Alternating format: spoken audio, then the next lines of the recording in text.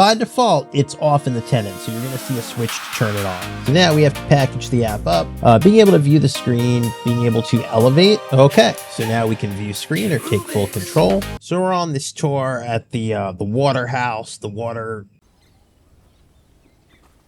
Frank Wright, I think he was one of the Wright brothers with the airplanes. Yeah, it's one of those guided things. They take you through the house, and it's all from the 30s. And the tour guide kept saying, oh, well, this is where the family would have unpacked their bags when they got to the summer house. This is where the gardener would have kind of done, you know, the bushes and the plants. This is where they would have sat by the pool. What do you mean would have? Aren't you the tour guide? Isn't this informational? Did they or didn't they? I don't know. I wasn't there. That's the whole point of me on this thing. Steve Weiner here from GetRubix.com, and this is our first video in our Getting Started with the Intune Suite series. Now that Intune Suite capabilities are available in Microsoft 365 E5, and some of which are in Microsoft 365 E3. And we're going to start with the ones that are available in E3. Specifically today, we're going to talk about configuring, getting started, and using Remote Help. How about this? This is where I would have skipped this whole stupid tour, kept my $45, and went to Target instead in the air conditioning.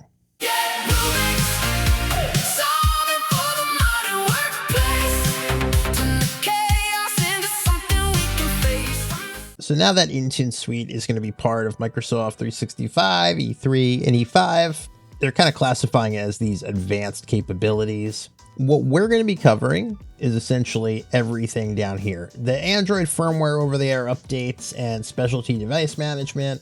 I haven't decided yet. We'll see. Actually, I want your input. If you want to hear about that, then maybe we'll show it to you. But specifically, we're going to get into these features. We're going to get into Microsoft Tunnel for MAM. This is a VPN tunnel for devices that are not enrolled in Intune. Kind of ties into the MAM we talked about last video. Advanced analytics. This is really important because this gives us so much valuable insight into our fleet that's enrolled in Intune. Remote Help. That's what we're going to talk about today.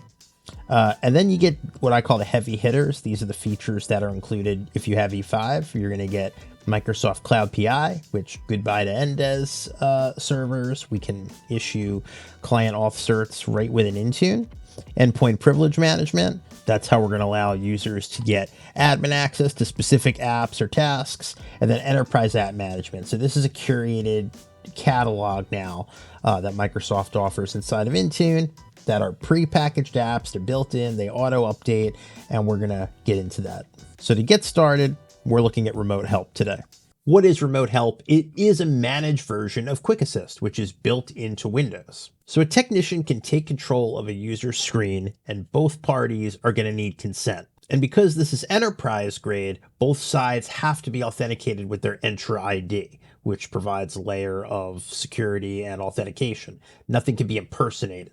You still have RBAC to control who can do what, full audit logs for the sessions, and the connection is native to Intune. So it runs through Intune. You don't have to allow any kind of third-party agent through an inbound firewall. If Intune is running your environment, you're already good to go. So let's start out by setting it up in the tenant. So we log into the Intune Admin Center and we head down to Tenant Administration, and then we're going to click on Remote Help. So we're going to hit Configure. By default, it's disabled in the tenant, so we're going to have to enable it. Allow Remote Help to unenrolled devices. This is essentially for things outside of your environment, BYOD devices, triaging things. This applies just to Windows and macOS devices. It's actually a good time to talk about the platforms it's supported on. Intune Remote Help is supported on Windows, macOS, and Android. You'll also have the option to enable or disable chat, which lets you, pretty simple, chat back and forth with the end user. We'll leave it on disable no. I don't see a reason to disable that. All set up. This gives us a good way to see all the help sessions we've had. You can monitor average session time and kind of what's going on. So it's nice that they give this to us. Now, just because we enabled it tenant-wide doesn't mean Remote Help is ready to go. We actually have to package the client and deploy it. So we're going to take a look at doing it on the Windows side. We'll get to macOS and Android in future videos. On the Windows side, it supports Windows 10, Windows 11, and best of all, both x86 and ARM64 machines. So if you like all that Snapdragon stuff, you can remotely watch people use it, I guess.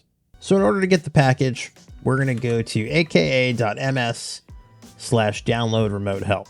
It's pretty on the nose URL, and you can see it automatically download for us. And we have this executable. So now we have to package the app up. I put it in my Win32 and I made a remote help folder. So we can do this from our command line. We're going to call our Microsoft Content Prep Tool Intune Winamp Util. The container is C Win32 Remote Help. The setup file, we can just paste right in here. And our output file is going to be, I'm going to put the same place, Win32 Remote Help. Let's go ahead and run that. And now we should have the Intune Win. We're going to go to Apps, Windows, create the app. Let's go to WinApp32, select package file. You know the drill here. Good old app packaging. We'll make this a little easier. Go right to the source, grab the Intune Win. Oh, okay. So that doesn't look great. So let's call this Intune Remote Help, Windows. And to keep things nice, I'm going to select an image, and I went ahead and found the logo online. Just a quick Google search. Where to go? Remote Help, logo. There we go. Keep things nice and simple. Okay, so for install, we're going to type remote help installer exe, quiet, accept, terms equals 1. And we can copy that and use it for the uninstall, because all we're going to do is right before quiet, do a /uninstall on that. And the rest will be the same. Keep the requirements low or whatever it is you want. And for a detection rule, I'm going to do it manual, and I'm just going to call C program files /remote help. And we're specifically going to look for remote help.exe. File or folder exists. You can assign it to that group. I'm going to assign it to all my Windows devices, and let's go ahead and deploy it. Now, the built-in help desk operator role has permissions to use this, but it also has permissions to wipe and retire devices. So depending on your situation, you may want to make a custom role just for help desk who has remote access. So we're going to go tenant administration. We're going to go to roles, and we're going to create a role. We'll say an Intune role, and we can call this remote help operator. So when you go down to remote help and remote tasks, we can see what's available.